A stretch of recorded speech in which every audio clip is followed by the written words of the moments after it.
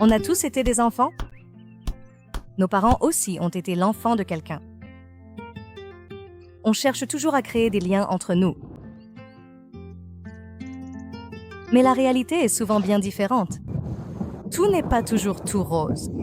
Et c'est tout à fait normal. D'habitude, on finit par se comprendre ou par se pardonner et guérir.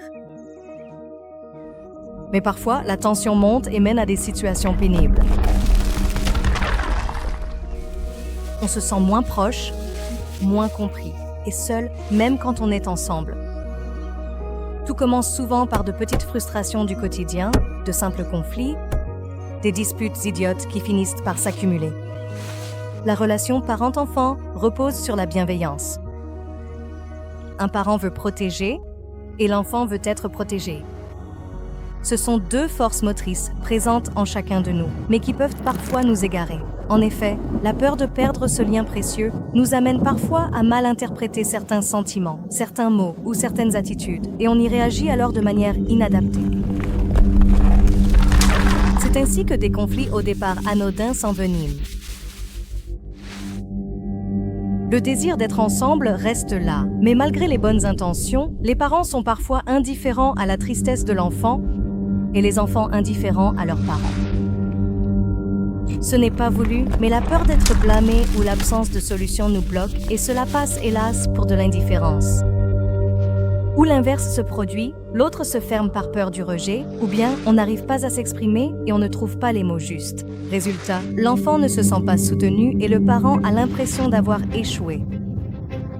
Bien sûr, on ne peut pas les mettre sur un pied d'égalité. L'enfant a plus besoin du parent que l'inverse, mais les deux souffrent autant, car même s'ils veulent la même chose, l'autre semble inaccessible.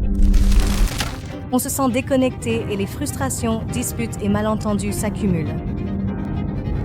Chaque tentative de rapprochement ne cause que plus de peine, de frustration et de méprise. Et tous ces sentiments négatifs les éloignent de plus en plus. N'y a-t-il donc rien à faire? On lutte tous contre le stress, le manque de temps et les émotions fortes. C'est toujours bien de demander de l'aide et beaucoup de gens peuvent nous en apporter. En tant que parent, on peut apprendre à écouter l'enfant avec attention, à comprendre ce qui se cache derrière ses mots et ses actes, à reconnaître ses sentiments pour y répondre avec empathie.